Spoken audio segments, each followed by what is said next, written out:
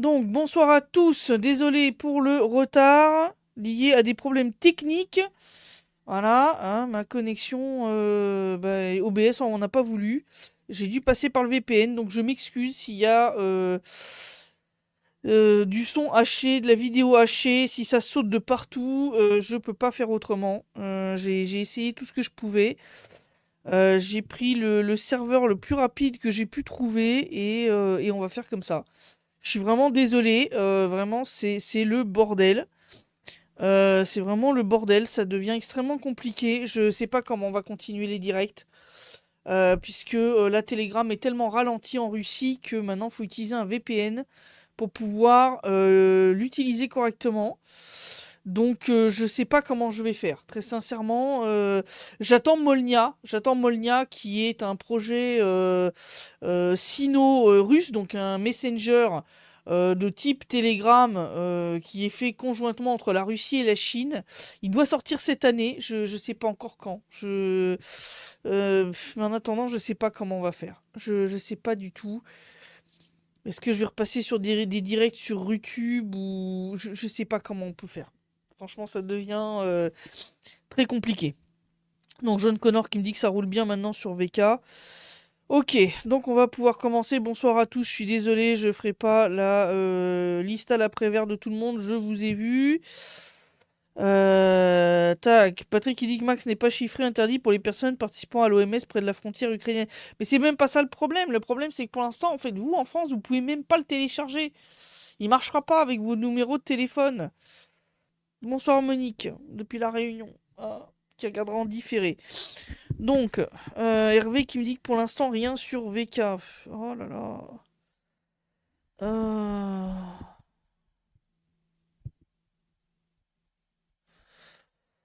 Le problème c'est que moi je n'arrive pas à non plus à voir.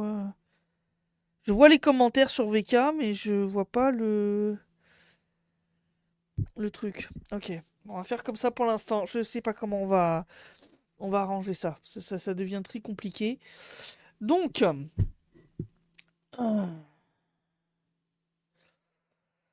bonsoir Kaiser Sosé. Ouais, je sais là que vous êtes là. Je suis vraiment désolé de péter un plomb en direct, mais là j'en peux plus quoi. C'est Voilà, on a YouTube, faut utiliser le VPN, Twitter, faut utiliser le VPN, Facebook, faut utiliser le VPN. Maintenant, même Telegram, faut utiliser le VPN. Ça devient extrêmement compliqué. Mais même sans le VPN, OBS n'arrivait même pas à se connecter à VK. Donc, je sais pas ce qui se passe encore avec OBS Studio. Il a l'air de redéconner comme il me l'a fait à une époque. Il y a une époque où c'était pareil, je devais mettre le VPN pour qu'il arrive à se connecter. Donc, je sais pas pourquoi. Donc bon, écoutez, on va faire comme ça. Donc ce soir, on va parler du bourbier iranien. Du bourbier iranien, hein, dans lequel Trump s'est foutu à la demande d'Israël. Hein. Je veux dire, ça devient maintenant très clair que c'est Netanyahou qui a poussé, je pense, grâce à quelques squelettes de Trump qu'il a dans le placard, il doit avoir la clé du placard, et donc il a fait chanter Trump pour l'entraîner là-dedans. On le voit à la façon dont Trump s'est défaussé de l'attaque sur le champ gazier de South Pars en Iran en disant non mais c'est pas nous, c'est Israël. Puis qu'il a fait genre, je leur ai dit que c'était pas bien et qu'il fallait pas qu'ils recommencent. Ce qui m'a fait un petit peu rigoler. Jaune. Et donc là, on a Trump qui nous raconte qu'il a gagné la guerre. Alors ça m'a fait rigoler. Qui raconte qu'il a gagné la guerre.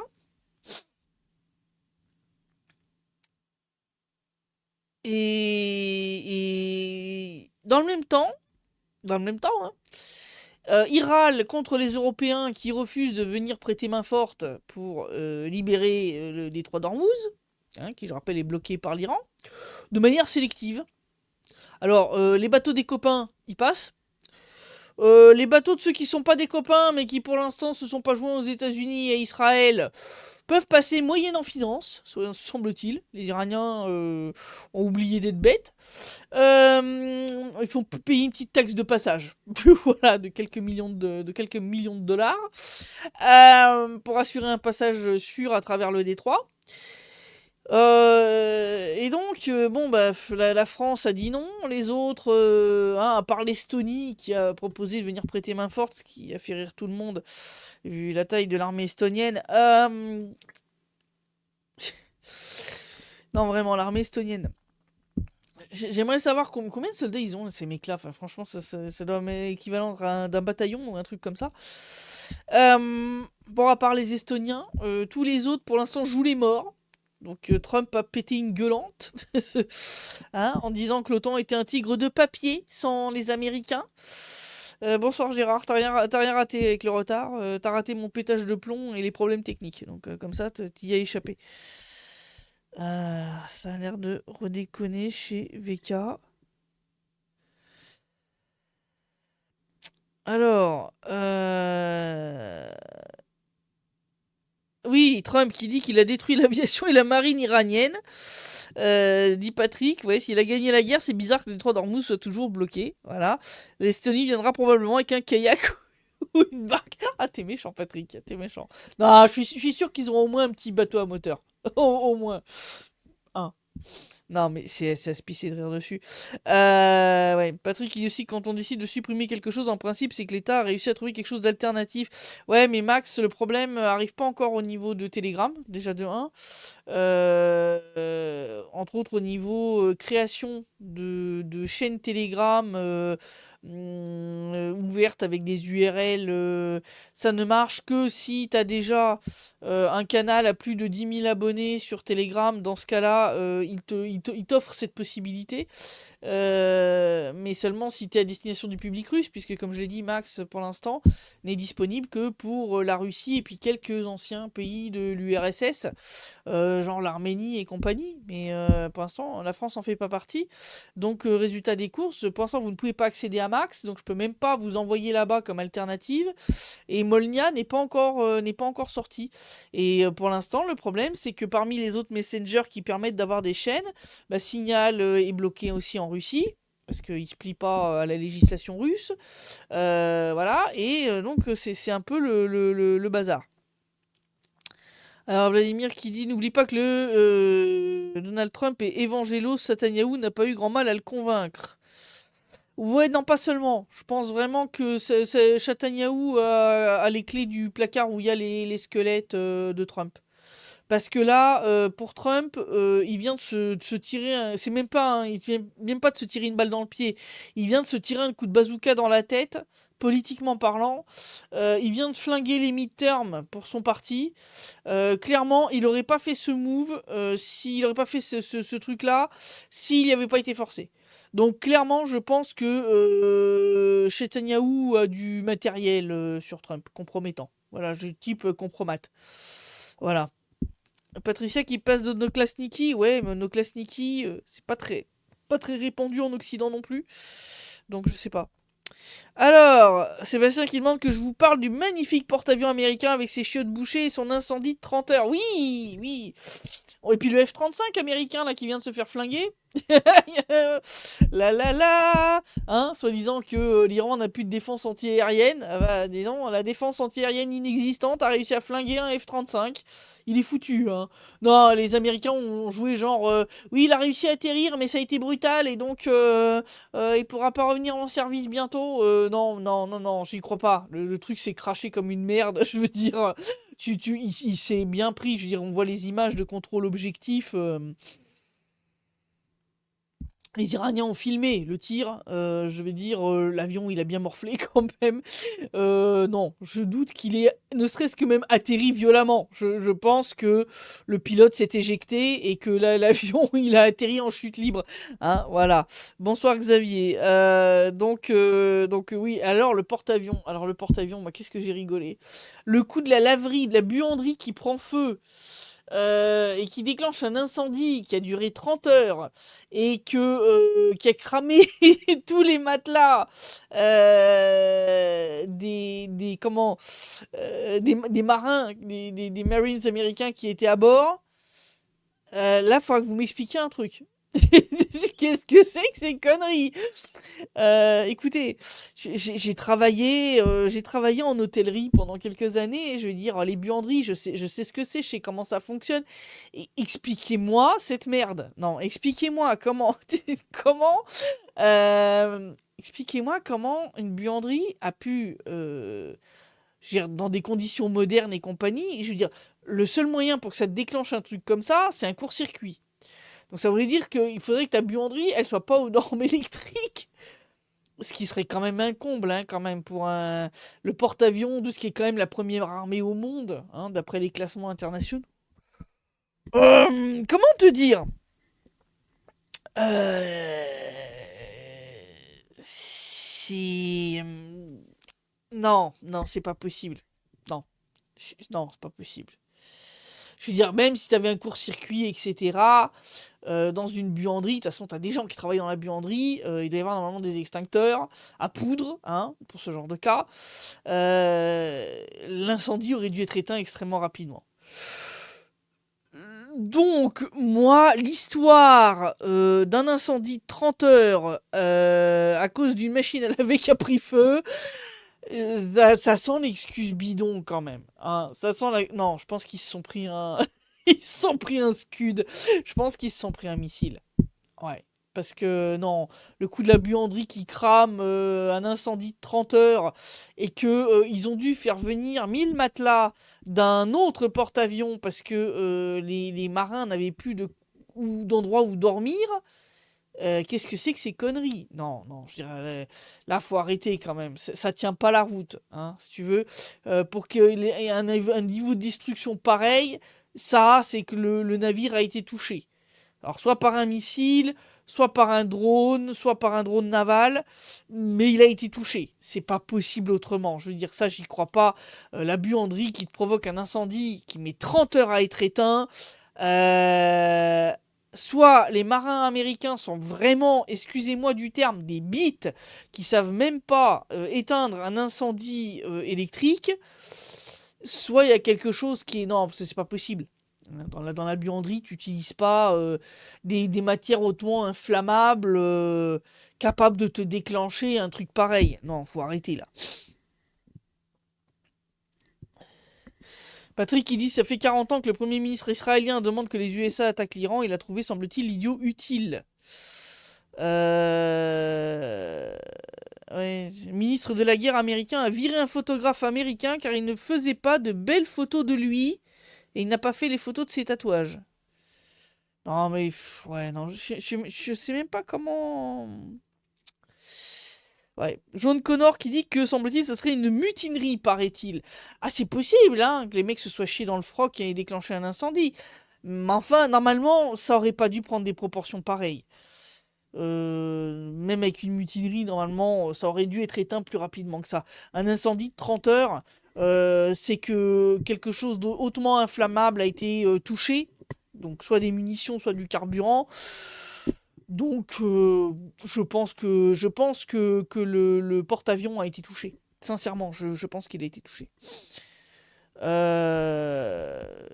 Paco qui demande comment ça se fait-il que tout ça arrive au porte-avions pendant sa guerre avec l'Iran. Est-ce que c'est une malédiction à l'œuvre? Non, ce qui se passe en fait, c'est que de ce que j'ai compris, ce porte-avions aurait dû partir en maintenance depuis un bon moment et qu'en fait les autorités américaines l'ont laissé en mer alors qu'il aurait dû être renvoyé faire des réparations de base. Donc au bout d'un moment, si tu veux, c'est comme ta voiture, si tu la répares pas régulièrement, si tu lui fais pas faire son petit check-up annuel, bah il y a un moment en fait où bah, la bagnole elle te claque dans les mains. T'as tout qui commence à tomber en ruine. Hein. Tu sais, si tu négliges de changer en temps et en heure un certain nombre de pièces, hein, tu vois, genre la courroie de distribution, bon, bah, le jour où elle pète, tu peux changer tout le moteur. Bon, bah, là, c'est ce qui se passe, en fait. Ouais, Jean-Jacques qui pense aussi qu'ils se sont pris un bon missile dans la tronche. Fraxi qui dit c'était un lave-linge russe. Ah, bah ils ont peut-être été touchés par un lave-linge russe. Peut-être. Voilà. Ils sont dangereux, les lave-linges russes, hein, moi je te le dis. Dom qui pense à un sabotage de la part des marins qui veulent pas aller dans cette guerre. C'est possible que les mecs se soient chiés dessus. Hein, Viro qui dit la buanderie doit être l'endroit le plus humide du bateau. Ah bah oui, ça c'est clair. Isa qui dit le sèche-linge du porte-avions doit être chinois. le, après le lave-linge russe, le sèche-linge chinois qui fout le feu à la buanderie. Oh là là, du grand n'importe quoi. Alors, franchement, on vit un vrai théâtre en ce moment aux États-Unis, dit Paco. Ouais, bah ouais, c'est vraiment ça. D'après Andrei Martianov, la dernière fois qu'un porte-avions a cramé, c'était en 1967. Et ils avaient mis 14 heures à le maîtriser, plus de 100 victimes. Donc soit sabotage interne délibéré, soit missile. Peut-être les outils. Ouais, peut-être les outils, c'est possible. C'est possible. Sébastien qui dit l'incendie de 30 heures, c'est le colonel qui a garé sa Tesla qui a pris feu. Oh putain, non, c'est pas possible.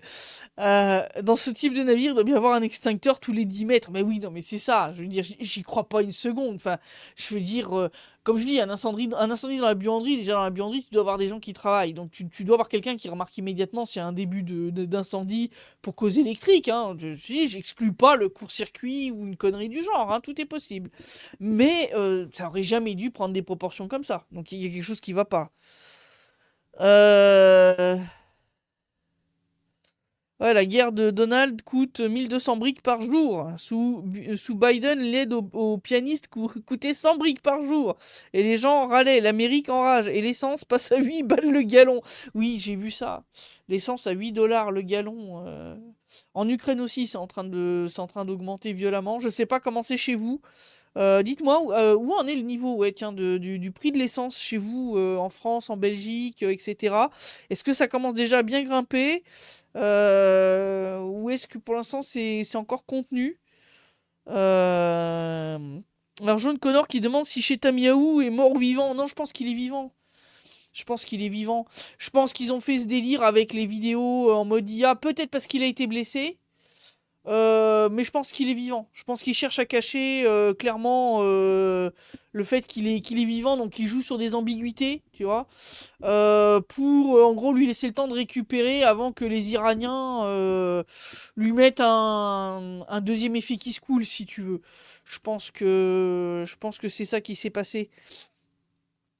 Alors, Aveyron, 2 euros. Ah ouais, 2 balles le litre de diesel. Ah ouais, là, c'est chaud quand même, hein. Et ça va continuer à grimper, hein. Et ça grince des dents. Ouais. En France, ça grince des dents. 2,06 le gasoil, 2,09 me dit Véro. Oh, ah ouais, là quand même. Ouais, bah ça, vous pouvez remercier Chetanyahou, hein, et les conneries de Trump. Alors là, donc après avoir libéré les réserves stratégiques, ils ont donc levé les sanctions sur le pétrole russe. Ils envisagent de lever les sanctions sur le pétrole iranien. Parce qu'il y a des pétroliers qui sont en mer qui contiennent du pétrole iranien qui pour l'instant est sous sanction. Ce qui permettrait de ralentir, on va dire, la flambée des prix. Mais avec ça, ils vont gagner peut-être 2 semaines, pas plus. Donc, S400 qui dit 1,71$ et ça monte encore. Ah ouais. T'es où toi, S400? Ça m'intéresse, tiens, de voir. Christina qui dit qu'en France, on va crever. Ah ouais, ben. Macon, 2,11€ le gasoil. Wow. Non, c'est pas chaud du tout. Au prix du gaz, on chauffe pas non plus, me dit Sébastien. Oh là là, non, mais sérieusement, mais c'est horrible. Mais non, mais franchement, et je pense que ça va dégénérer encore plus loin. Parce que le problème, c'est que Trump qui crie partout qu'il a gagné la guerre, alors que tout le monde voit bien que il a rien gagné du tout, que le détroit d'Ormuz est bloqué, que en réponse aux frappes sur son champ gazier de South Pars, l'Iran a frappé une infrastructure du Qatar. Résultat, moins 17% dans sa production de gaz GNL dont vous dépendez, vous, en Europe. Le Sri Lanka vient de passer à la semaine de 4 jours. D'accord? Le Sri Lanka, face au risque de pénurie de pétrole, vient de passer à la semaine de 4 jours. Donc là, ça commence à sentir mauvais quand même. Moi, je vous l'ai dit, préparez-vous. Préparez-vous, faites des stocks et pas seulement d'essence, parce que je pense sincèrement que toute cette histoire va dégénérer. Ça va très très mal se finir. Très très très mal. Mais vraiment, hein. Parce que Israël est incontrôlable, en fait. Et eux, ils veulent l'escalade. Je vois clairement que Trump essaie de trouver un moyen de sortir du merdier, mais il n'y arrive pas. Il a beau gueuler contre les Européens, mais ils ont raison de ne pas aller risquer leur navire pour essayer de réouvrir le détroit d'Ormuz. Je veux dire, c'est bon, les mecs, ils ont vu la quinzaine de pétroliers qui ont cramé. Ça leur a suffi, si tu veux. Hein, ils n'ont pas envie d'envoyer leur porte-avions, y compris le Charles de Gaulle, qui se fait repérer grâce aux débiles qui traquent avec leur application d'entraînement leurs courses sur le tarmac. Je ferai aucun commentaire. Non, sérieusement, c'est un truc de fou, franchement. Paco qui demande si la Russie saura-t-elle venir en aide à Cuba. C'est déjà en cours. Des pétroliers russes sont déjà en route vers Cuba. Ils devraient atteindre l'île à la fin de ce mois pour lui livrer de l'essence. Donc la Russie est déjà en train de venir en aide à Cuba. Voilà, c'est pour l'instant, on en est là. Je te mets le prix trouvé sur un site marqué au-dessus. Ah ouais, oh la vache. Oh là là. Samplon 98, 2,001 €. Samplon 95, 1,947 €. Gasoil 2,08 €. Oh là là là là. Ah ouais, là quand même, là ça devient chaud quand même. Combien de temps les Iraniens peuvent tenir? Parce qu'au-delà des stocks de missiles, la cadence des frappes américaines dans un mois, Téhéran ressemble à Gaza. Oui, mais ils peuvent tenir très longtemps. Les Iraniens sont plus de 80 millions, quasiment 90 millions d'habitants. D'accord, ils sont pas tous à Téhéran, déjà de une. Et ils peuvent tenir très longtemps. C'est ça que ces abrutis d'Israéliens et d'Américains ont pas compris. C'est les Iraniens, c'est comme des Afghans, mais en pire. D'accord? C'est-à-dire que niveau endurance, capacité de guérilla, tout ça, c'est à peu près le niveau des Afghans. Sauf que eux, ils ont de super excellents ingénieurs. Et entre autres, beaucoup sont des femmes. Oui, parce que pour ceux qui croient encore que... Hein, je dis pas que les droits des femmes en Iran, c'est l'idéal, mais c'est pas à l'afghane quand même, hein. Elles ont une éducation. Près de la moitié des ingénieurs, et même dans certaines filières scientifiques, elles sont genre les 3/4 des étudiants sont des filles. Et donc, oui, ils sont très très bons ingénieurs, des gens très intelligents. Et c'est pour ça que ils ont de l'armement en conséquence. Hein, les Shahed, c'est eux qui les ont inventés, quoi. J'adore ces expressions, les Afghans, mais en pire. C'est comme les Afghans, mais en pire. Ben ouais, mais je peux essayer de vous expliquer un peu, quoi. C'est-à-dire qu'en fait, les mecs n'ont pas compris que les Iraniens, c'est pas des Saoudiens, c'est pas des Qataris, c'est pas des Syriens non plus. C'est une toute autre civilisation, d'accord? C'est les héritiers de la civilisation perse, qui a quand même une histoire très très longue, beaucoup plus longue que celle d'Israël en tout cas, ça c'est pas dur à faire. Résultat des courses, si tu veux, ils sont héritiers d'une très ancienne culture qui a souvent combattu, hein, je veux dire, ils ont quand même souvent été en guerre avec les uns ou avec les autres. C'est une culture, oui, dans laquelle, effectivement, ils ont favorisé tout ce qui est ingénieur et compagnie. Ils ont développé leur propre armement. Ils ont développé toute une technique de tunnels souterrains, etc., à la nord-coréenne. C'est-à-dire, en fait, les Iraniens, c'est un espèce de mélange entre la Corée du Nord, l'Afghanistan. Euh, Avec quoi d'autre on pourrait mélanger ça encore, si tu veux. Tu rajoutes peut-être un peu de Russie dans le paquet, si tu veux. C'est un drôle de truc, si tu veux. C'est un mélange assez unique. Et les mecs ont pas compris. Les mecs ont pas compris que, un, les gars, ils sont 90 millions, que deux, sur le plan mentalité, la religion est extrêmement importante chez eux, que tuer Al-Khamenei, ça en a juste fait un martyr derrière lequel toute la population s'est soudée. Résultat, maintenant ils sont tous soudés derrière son fils, Mojtaba, qui lui est beaucoup plus radical que son père. Non, ils ont rien compris à rien en fait. C'est-à-dire que ils ont cru qu'ils allaient pouvoir faire avec l'Iran ce qu'ils ont fait quand ils ont décapité le Hezbollah. Mais le Hezbollah, même si il a des liens très forts avec l'Iran, c'est pas l'Iran. Voilà, c'est l'Iran, c'est encore autre chose. Voilà, c'est un autre style. C'est un autre style, ouais, c'est un mix afghan nord-coréen, quoi. C'est des trucs comme ça. C'est un truc bien dangereux, hein, quand même, hein, voilà. Ah, t'es au Canada, S400. Ah ouais, alors, ouais, ça commence à faire cher, effectivement, pour le prix que tu donnes. Donc les Iraniens, en tout cas, on dit clairement qu'ils peuvent tenir 6 mois comme ça, au moins. Au moins. S'ils tiennent 6 mois, je vous le dis tout de suite, là, le monde va plonger dans une crise énergétique et financière absolument terrible, hein.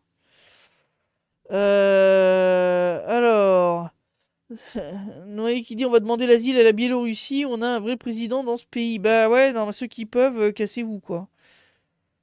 Hervé qui dit il reste persan quoi qu'il en coûte. Ouais.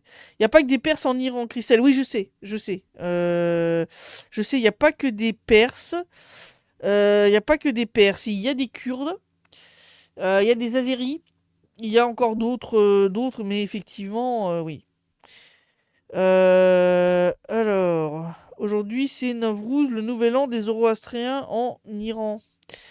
Ouais, bonsoir André, qui vient d'arriver. Non, mais c'est vraiment, ouais.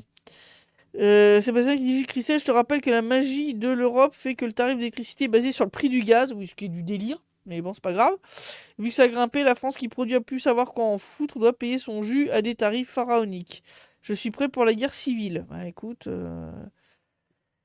Alors, il y a des gens qui comprennent pas quand je leur demande SVP de pas voilà, occuper le chat.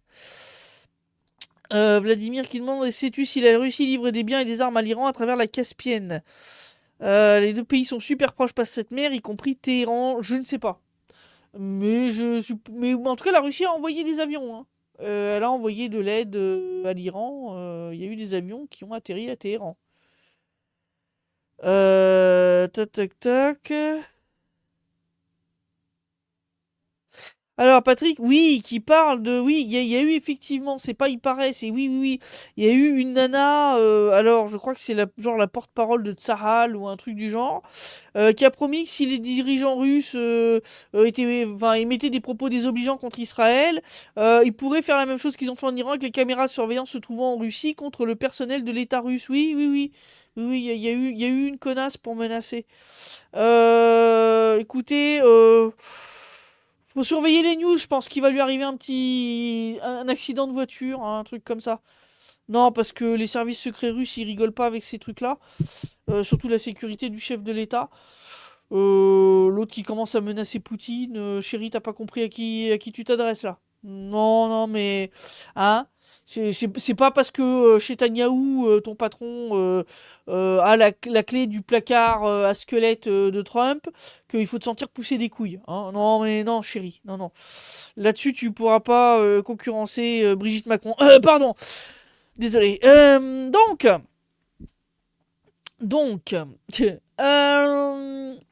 ouais, non, là, franchement, faut pas qu'ils rigolent avec les Russes, hein. Je dis ça comme ça.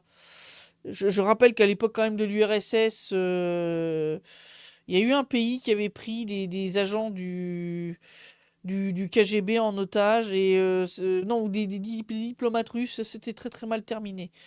Le KGB trouvé les familles des terroristes et ils avaient récupéré leurs proches façon puzzle. Donc non, non, rigolez pas quand même là. Non, non, là faut pas déconner. Hein, faut pas déconner. Et là, faut pas faire n'importe quoi. Alors, Jean-Jacques qui dit que l'Iran forme plus d'ingénieurs par an que la France et l'Allemagne réunis. Ben oui, oui, oui, oui, oui, oui, oui. Patricia qui dit que la Biélorussie c'est super. Effectivement, je confirme. Il y a également des juifs en Iran de mémoire, dit Patrick, c'est exact. Il y a effectivement des juifs en Iran. Et ils y vivent très bien. Quand on les interviewe, ils te disent qu'ils n'ont rien à voir avec Israël et qu'ils sont contre ce que fait Israël. Et qu'ils vivent très bien en Iran. Ça leur pose aucun problème. Voilà. Il y a d'ailleurs une forte communauté chrétienne aussi en Iran. L'Iran a une profondeur stratégique énorme. Toute la partie Est n'a pas été touchée du tout jusqu'à présent. Bah oui, mais puis avec les montagnes. C'est pour ça que je vous dis, c'est un espèce de mix entre les Afghans et les Nord-Coréens. C'est-à-dire qu'ils ont les montagnes, donc comme les Afghans, ce qui est un point fort stratégique énorme. Et en plus, ils l'ont joué façon tunnel souterrain partout à la nord-coréenne. Parce que c'est comme ça hein, que la Corée du Nord, pour ceux qui ne le savent pas, a survécu à la guerre de Corée et aux bombardements américains extrêmement intensifs. Et donc, bah, ils ont pris le meilleur de chacun, en fait. Et ils ont développé comme ça tout un réseau de tunnels qui contient missiles, bateaux, avions, tout ce que tu veux. C'est une Suisse persane, le truc. Parce qu'en Suisse, c'est pareil, hein, je signale. Hein, ils ont plein de bunkers souterrains. Eh ben, ils ont fait pareil en Iran. Ils ont copié ce qui se faisait de mieux ailleurs. Et résultat, bah, on se retrouve avec ça, quoi. Alors, le professeur Marandi a été mis à prix avec des allégations totalement fausses. Ah ouais, d'accord. Ah ouais, 1 million de dollars pour sa tête. Putain, les mecs, c'est des malades. Au Liban, Israël a bombardé des journalistes de Russia Today. Oui, oui, on en a parlé sur la chaîne Telegram. Comme je le dis, abonnez-vous à Telegram, les enfants. Même si pour l'instant il est très ralenti. Mais vraiment, on publie le plus gros de nos infos là-bas. Donc oui, d'ailleurs, je suis de tout cœur avec les collègues. J'espère qu'ils vont vite se remettre. Ils ont été blessés. Ils étaient en train de filmer en fait les conséquences d'un premier bombardement de l'armée israélienne sur un pont qui relie en fait le nord et le sud du Liban. Quand ils ont bombardé une deuxième fois. Le collègue avait quand même un superbe gilet pare-balles bleu, presse, bien marqué en gros. Bon, par contre, il n'avait pas mis son casque. Là, j'aurais peut-être tendance à l'engueuler un petit peu, parce que ça, faut pas faire. De une, et de deux, arrêtez de porter ces putains de gilets pare-balles. Je suis désolé, hein, mais s'il y a un truc que nous, tous les journalistes qui travaillons ici, dans le Donbass et dans la zone de l'opération militaire spéciale, avons appris, c'est que ces gilets pare-balles, c'est à éviter. Parce que ça, tu te fais repérer immédiatement comme étant un journaliste. Et alors là, c'est le festival de la double frappe.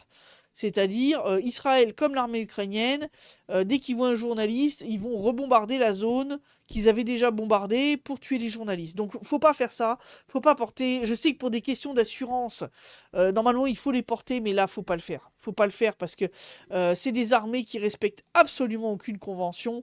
Et donc, il vaut mieux être avec un gilet pare-balles vert ou camouflage ou quoi que ça. Parce qu'alors ça, tu te fais immédiatement identifier comme journaliste et les mecs, ils te tirent dessus immédiatement. Alors, alors, d'y voir où en est l'Ukraine qui s'est fait dépouiller de ce qui lui restait de munitions autant pour les rapatrier vers le Moyen-Orient, ça sent encore plus le pâté du coup. Ah bah c'est clair que bah là les missiles patriotes pour la DCA ukrainienne, ils sont partis en fumée au Moyen-Orient, hein, parce que ils en ont cramé en quelques jours.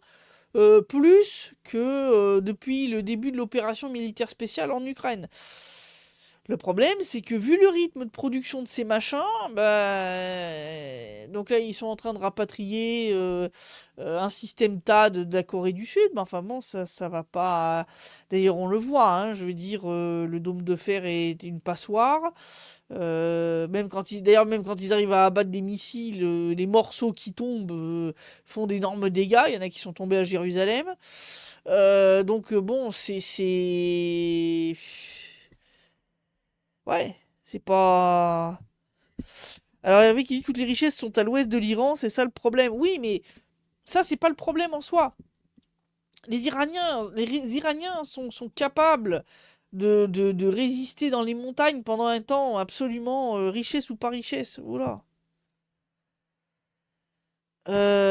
Suite au retrait des armes de défense en Corée du Sud, celle-ci se trouvera bien démunie quand la mise sera venue. La Corée du Nord attendra que le Sud soit déstabilisé d'un point de vue financier, alimentaire, pétrolier, etc. dit Patrick. Bah ouais, c'est possible, bien sûr. La passoire de fer d'Ivero. Ouais, non, mais c'est vraiment ça. Je veux dire, Tel Aviv, Haïfa, ils prennent cher, hein. Ils prennent très très cher. Franchement, c'est là que tu vois que l'année dernière, ça avait plus ou moins tenu parce que la guerre s'était interrompue au bout de 12 jours. Bon, là, ça fait déjà 3 semaines. Ils sont déjà à poil. Enfin, je veux dire, Et l'Iran, là-dessus, a très bien joué. Je vous avais dit que ceux qui disaient, ouais, mais ils tirent déjà beaucoup moins de missiles, ils en tirent très très peu. Mais c'était pas, ils n'avaient pas besoin d'en tirer plus. Ils ont fait exprès. Et là, maintenant, ils réaugmentent le nombre de missiles et de drones qu'ils envoient. Ils ont attendu tout simplement que les autres couillons aient cramé presque tout leur stock de missiles de défense antiaérienne. Hein? Parce qu'ils balancent 10 missiles pour abattre un missile iranien ou un drone iranien.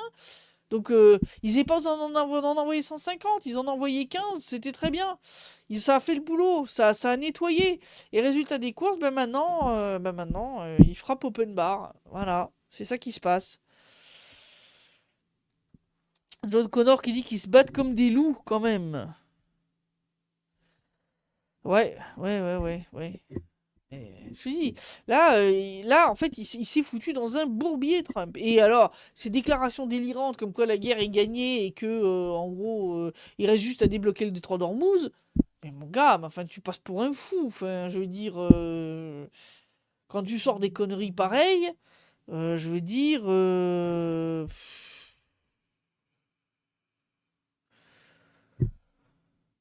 les gens commencent à se demander s'il est passé aussi sénile que Joe Biden. Parce qu'il y a des questions à se poser quand même. Alors je sais bien qu'il attend, ça tord de la réalité pour faire des déclarations tonitruantes en comptant sur le fait que ça va passer crème. Mais là, ça marche plus, le coup de bluff, etc. C'est... Voilà, quoi. On a pu voir aujourd'hui certaines photos et résultats que les Iraniens ont effectués ouais, au niveau des frappes dans l'État d'Israël. Oui, oui, oui, oui, oui, oui, oui. Malgré la censure, hein, je dirais en Israël et comme dans tous les pays du Golfe, là, ils sont à fond, hein, niveau censure. Ils ont arrêté plein de gens qui filmaient les conséquences des bombardements. Mais malgré la censure, oui, on a quand même des images. Il y avait qui dit un drone à 30 000 dollars contre 3 millions de missiles patriotes. Ouais. Donc oui, oui, bah oui. En plus, les montants sont complètement délirants en plus, hein. La disproportion, je veux dire, cette guerre va coûter une fortune aux Américains. Une fortune. John Connor qui dit moi j'en ai marre des guerres, vive les paix. Oui, vive la paix. Est-ce que tu as des news d'Orban? Il semble être remonté dans les sondages. C'est dans 3 semaines si je compte bien, j'espère qu'il va rester. Bah, pour l'instant, il s'en sort bien, Orban. Clairement, il y a des tentatives de déstabilisation, entre autres via l'Ukraine, parce que c'est clair qu'ils espèrent arriver à faire placer quelqu'un de plus pro-européen à la tête du pays. Orban a dénoncé clairement des ingérences ukrainiennes et européennes dans les élections. On va voir comment ça se passe. On va voir. Mais pour l'instant, il a l'air d'être bien parti pour rester. Pour l'instant. Patricia qui dit que le tombeau du Christ est inaccessible actuellement. Pour nous orthodoxes, c'est terrible. S'il n'est pas accessible à Pâques pour le feu nouveau, ouais, bah oui, ça c'est. Oui. Je sais bien. C'est... Merci Israël. Voilà. Hervé qui dit ça va coûter cher à l'Europe aussi cette guerre. Ah ben oui, oui, mais oui. Je vous dis là, on se dirige vers un crack économique gravissime. Plus cette guerre va se prolonger et plus les conséquences pour l'économie mondiale vont être terribles. Sincèrement, hein, ça va. Steph qui demande: les pertes de l'armée ukrainienne sont exponentielles. Une offensive russe aura-t-elle lieu bientôt cet été? J'espère que ce sera la fin du régime de Zelensky. Bah, de toute façon, c'est clair que là, ils sont en train de se préparer. On en est, pour le décompte des nécrologies par la chaîne Shepot Fronta, on a dépassé les 730 000. Je rappelle encore une fois, ceci est un chiffre à minima, puisque cela ne compte que les soldats ukrainiens dont les corps ont été récupérés, identifiés, enterrés, et qui ont eu droit à une nécrologie que le bot de chez Podfronta a pu compter. Voilà, donc en vrai, je pense que le chiffre, il dépasse le million, hein, sincèrement.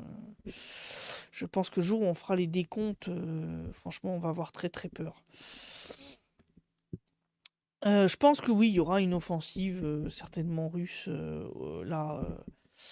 Ça commence enfin à se stabiliser. Là, il y a au niveau température, au niveau... voilà, le sol est en train de sécher. Donc voilà, je pense que oui, il y aura. Raymond, les USA et Israël vivent hors de la réalité. Ah bah oui, surtout Trump, hein, parce que moi quand je vois que le mec qui te raconte que la guerre est gagnée, mais que le détroit d'Ormuz est encore fermé, bah, s'il est encore fermé, c'est que t'as pas gagné la guerre, mon gars, hein, voilà. Laurent qui dit les deux présidents des deux Corées se sont serrés la main, ils pourraient s'unir. Mais il est temps, enfin, je veux dire, c'est quand même délirant que ce peuple a été séparé pour des histoires de guerre froide.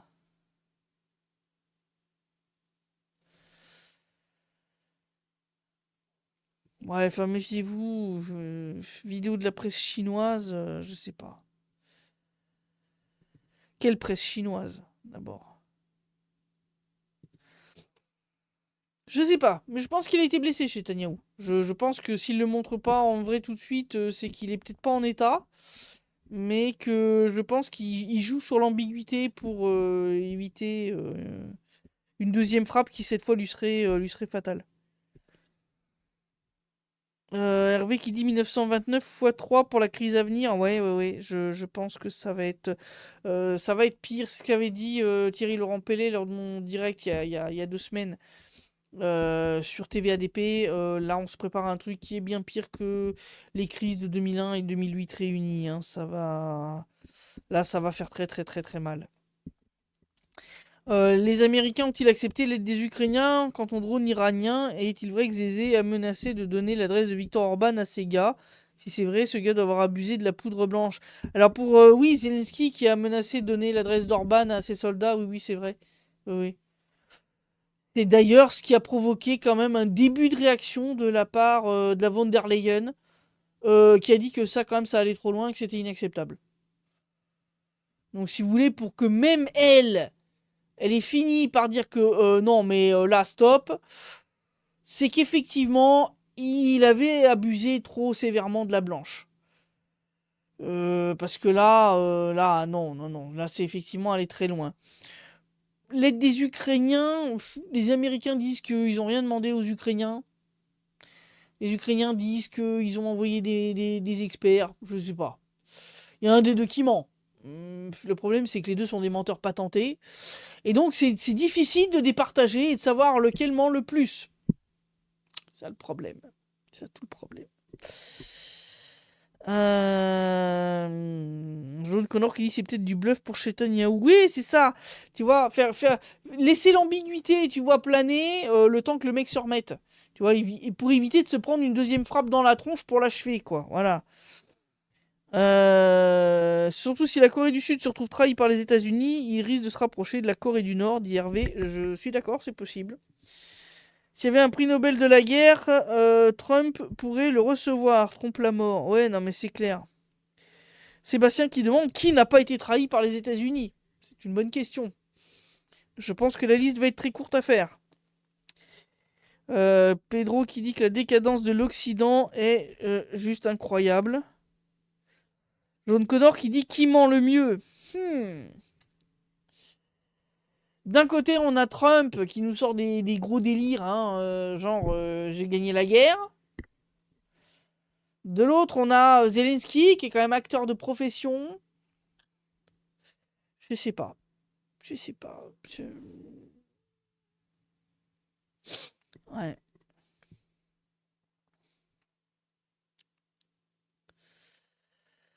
Donc on va voir, on va voir. Mais ouais, c'est clair qu'il va falloir surveiller un petit peu tout ça de toute façon. Marie qui dit de toute façon Israël est foutu. Ben, c'est ce que j'ai dit depuis des années. C'est qu'à force de chercher la merde comme ça, avec l'ensemble des pays voisins de la région, il y a un moment où ça va mal se terminer pour Israël. Je veux dire, peu importe ce qu'on pense de la création de cet État, ouais, il y en a qui mettent des trucs. Peu importe ce qu'on pense de la création de cet État, le fait est que l'attitude qu'ils ont avec leurs voisins va leur porter préjudice à long terme. Voilà. Vous avez qui demandent ce qui se passe avec Telegram en Russie. Apparemment, c'est plus très simple de se connecter. Il n'est pas encore totalement bloqué, mais il est fortement ralenti. Le problème est que Telegram n'a toujours pas appliqué en fait la législation russe qui exige que, entre autres, les données personnelles des utilisateurs russes soient stockées sur des serveurs en Russie. Ce que Telegram n'a toujours pas appliqué. Et aussi le fait que Telegram n'a pas appliqué, semble-t-il, un certain nombre de demandes de suppression de contenu interdit en Russie. Et le problème, enfin de blocage en tout cas, de bloquer ces contenus pour que les gens en Russie puissent pas y accéder. Genre contenu LGBT, terrorisme, etc. etc. Plus il rajoute le fait que bah, les services secrets occidentaux ont accès à ce qui est mis dessus. Alors, ce qui effectivement pour les soldats ou les fonctionnaires est dangereux. Là-dessus je suis d'accord, j'ai pas de problème pour eux qu'ils aillent sur Max. Voilà, c'est normal. Mais effectivement, le gros truc, semble-t-il, où Roskomnadzor pète un plomb, c'est ça. Puis surtout, ils veulent essayer de pousser les gens à aller sur Max de manière un petit peu forcée. Et ça passe pas. Ça passe pas. Les Russes commencent quand même à gueuler, à dire que bon, là, vous êtes bien gentils, mais ça commence à bien faire. Et que, bon, laissez-nous Telegram. Voilà, vous avez coupé WhatsApp, vous avez coupé Signal, vous avez coupé ci, vous avez coupé mi. Bon, à un moment, je veux dire, les gens commencent à en avoir un petit peu assez. Surtout que Telegram, c'est quand même tailler la part du lion en Russie et que les gens ont quand même la sensation qu'on essaie de leur imposer Max par la force. Et donc, c'est quand même assez désagréable. C'est quand même pas plaisant de se dire que quelque part, Roskomnadzor fait un peu de la concurrence faussée. Voilà. Dans le même temps, il y a quand même des arguments réels, c'est-à-dire de dire effectivement que voilà, les données utilisateurs russes doivent être sur des serveurs en Russie pour des raisons de sécurité. Bon. Marie qui demande si Instagram en Russie. Non, non, non, Instagram c'est le groupe Meta. Tout ce qui appartient au groupe Meta a été bloqué en Russie. Donc Instagram, Facebook, WhatsApp. Pedro qui dit qu'en France, le narratif officiel des médias majoritairement pro-Israël, il n'y a plus de liberté d'opinion. Ah, bah ça fait longtemps qu'il n'y en a plus de liberté d'opinion en France. Hein. Euh... Sébastien qui dit ça filtre les données, tout ce qui est trop dangereux à diffuser est supprimé, l'utilisateur risque d'être emmerdé, voire pire. Bah ouais, non mais puis là le problème c'est qu'en fait Roskomnadzor veut tellement filtrer tellement de trucs que là ça commence à déconner en fait. C'est-à-dire que vous avez des moments où dans certaines régions, certains trucs genre YouTube redeviennent accessibles sans VPN.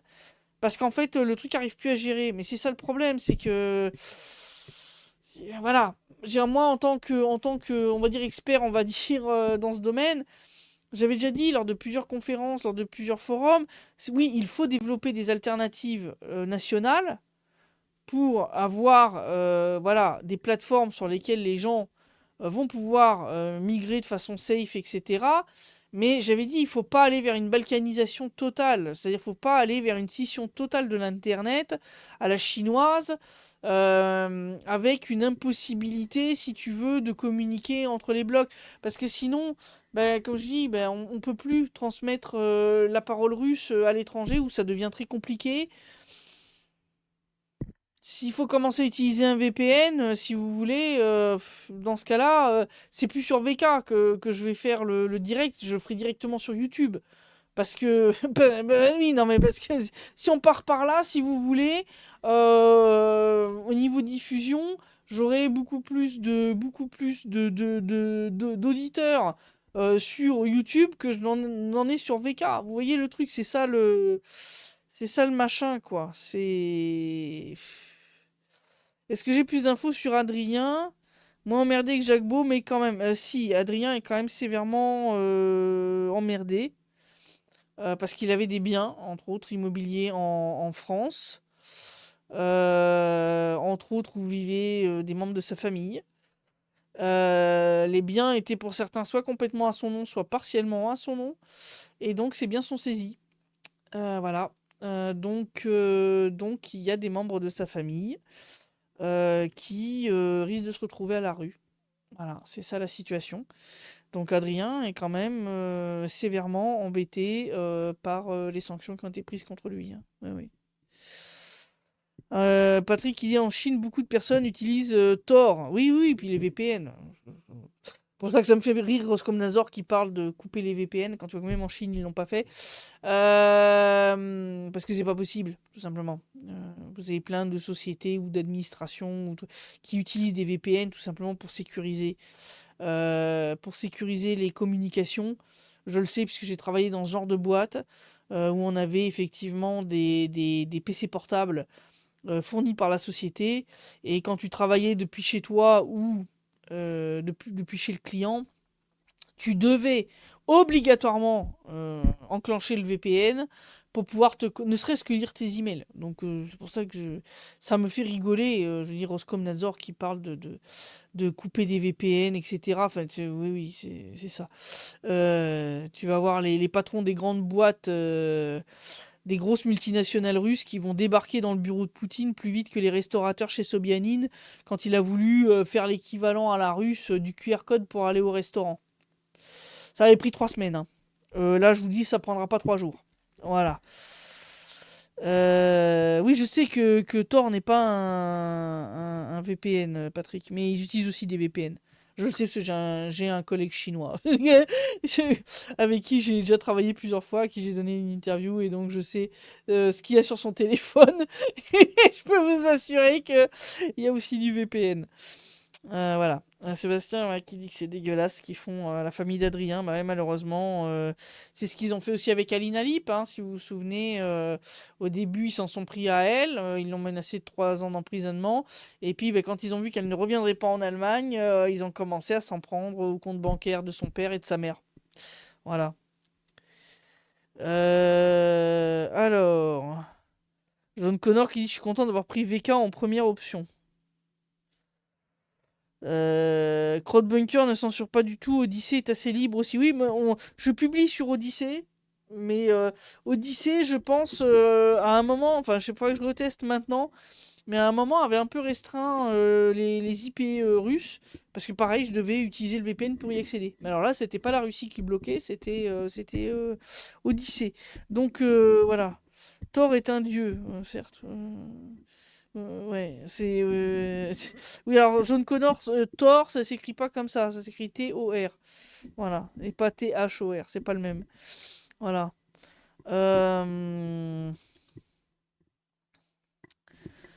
Thor sert à l'anonymat, mais l'info reste la même, sauf si t'as des bons sites sur le Deep. Est-ce que tu connais un peu? Oh non, ça je surfe pas là-dessus.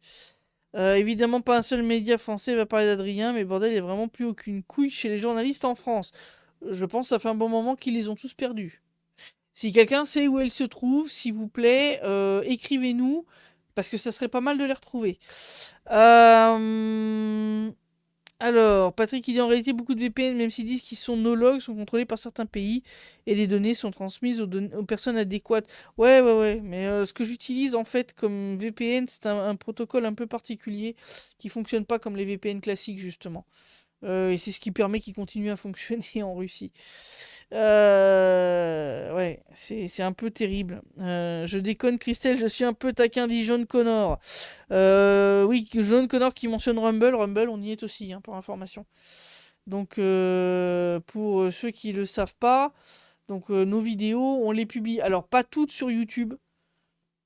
Celles qui sont tous, enfin tout ce qui est crime de guerre de l'armée ukrainienne et tout, je ne publie plus sur YouTube puisque YouTube considère cela comme de l'incitation à la haine, hein. Donc voilà. Mais voilà, c'est vrai que les directs, par exemple, ou les sites rep, ça oui, ça je les publie là-bas. Les vidéos sont publiées sur YouTube, sur Rumble, sur Odyssey, sur VK, et donc pour certaines d'entre elles sur YouTube, pas toutes. Donc ceux qui nous suivent sur YouTube, abonnez-vous à d'autres plateformes parce que vous loupez une bonne partie du reste de nos contenus. Ça c'est clair. Et puis je vous dis, j'attends la sortie de Molnia. Je vais le tester assez rapidement. Et si je vois qu'effectivement Molnia tient ses promesses, on va créer clairement une chaîne là-bas. Et on va essayer de voir pour voilà, faire un miroir là-bas, etc. On continuera à utiliser Telegram, mais peut-être qu'on migrera les directs là-bas. Je sais pas encore comment on va faire, très sincèrement. Ça devient très très compliqué. Ça devient très très compliqué. Sébastien qui demande sinon est-ce que tes animaux vont bien? Non, parce que l'humain se fout sur la gueule depuis qu'il est né, mais il faut penser à nos bébêtes aussi. Bah, mes bébêtes elles vont bien. Mes chats vont bien. Mes chiens vont bien. Oui, j'en ai plusieurs maintenant. Je sais pas si je l'avais dit. Il se trouve que voilà, j'avais pris un autre chien que j'ai recueilli dans la rue, un chiot, que j'ai vu passer dans mon quartier. Et pour faire de la compagnie à ma chienne, ma première que j'ai pris quand j'ai pris cette maison. Et parce qu'elle s'ennuyait un petit peu en étant toute seule. Elle est tellement grande, elle peut pas jouer avec les chats. Donc voilà, je me suis dit, je vais lui prendre une copine.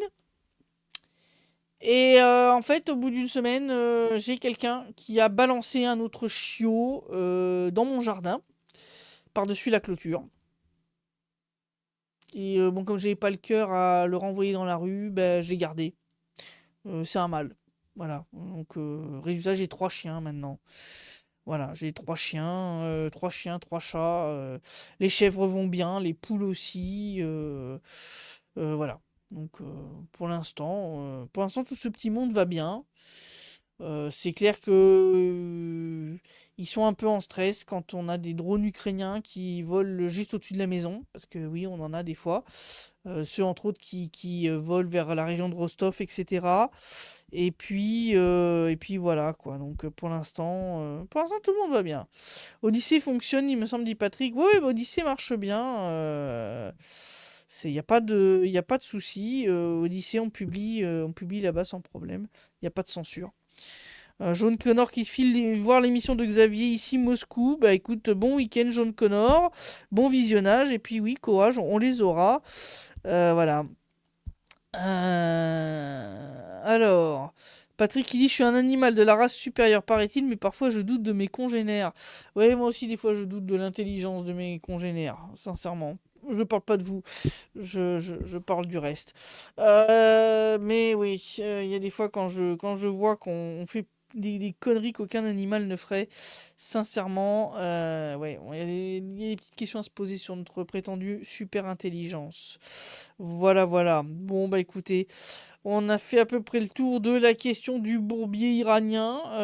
Je pense malheureusement que c'est parti pour se prolonger pendant un très bon moment.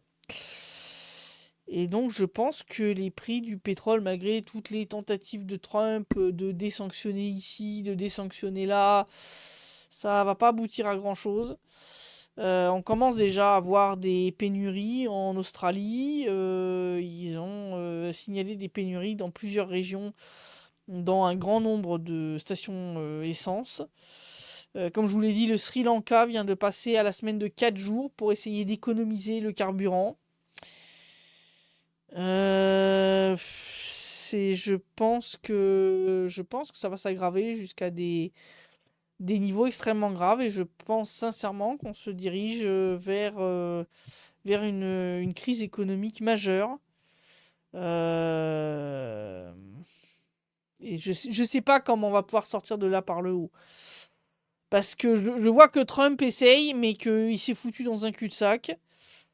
Et je sais pas. Est-ce que la Russie pourrait aider en jouant les médiateurs à trouver une solution pour mettre fin au conflit de manière diplomatique, ça, peut-être avec la Chine, ça pourrait être une solution. Ça pourrait. Je sais pas. Très sincèrement.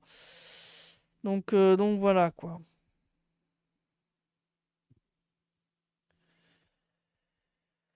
Comment est-ce qu'en Russie on reçoit les vidéos des habitants de Téhéran? Bah, c'est compliqué parce qu'ils ont aussi coupé l'internet là-bas pour des raisons de sécurité. Ça fait 20 jours qu'il n'y a plus d'internet en Iran. Donc c'est compliqué quand même d'obtenir de l'information, mais on a quand même quelques vidéos, quand même quelques-unes. L'Iran va être une nouvelle blanchisserie à pognon, dit Hervé. Je ne sais pas si ça va être une nouvelle blanchisserie, mais clairement, ils ont montré que c'était possible de résister à ce qui est censé être la première armée au monde, avec des moyens, somme toute, assez rudimentaires, en faisant le dos rond au moment opportun, et en ressortant son armement une fois que les défenses aériennes ennemies sont fortement affaiblies. Je crains malheureusement qu'Israël va aller vers de l'escalade crescendo parce qu'ils sont dans leur délire messianique. Et c'est ce qui me fait le plus peur parce que à un moment, s'ils dépassent certaines lignes rouges, je sais très bien que l'Iran réagira du tac au tac. Et ils ont promis, hein, si les autres touchent à certaines infrastructures, l'Iran frappera, entre autres, Dimona. Et puis bah, là ça sera échec et mat, quoi, hein. Je dirais, il n'y a pas de question de ce côté-là. Voilà, bon. Voilà pour ce soir. Demain, je serai sur TVADP pour revenir plus en détail sur les tentatives de Trump d'impliquer l'Union européenne dans le bourbier iranien, ces techniques pour essayer d'y parvenir, etc. Et ce que ça risque de coûter à l'Europe, tout ça. Je vous retrouve donc là-bas sur TVADP demain à 19h, heure de Paris. Je vous retrouve dimanche pour le prochain rapport hebdomadaire de situation et vendredi prochain pour le prochain Direct Tier Stream, en espérant que cette fois la partie technique ne sera pas aussi pénible. Voilà. Je vous dis donc à la semaine prochaine et d'ici là, portez-vous bien.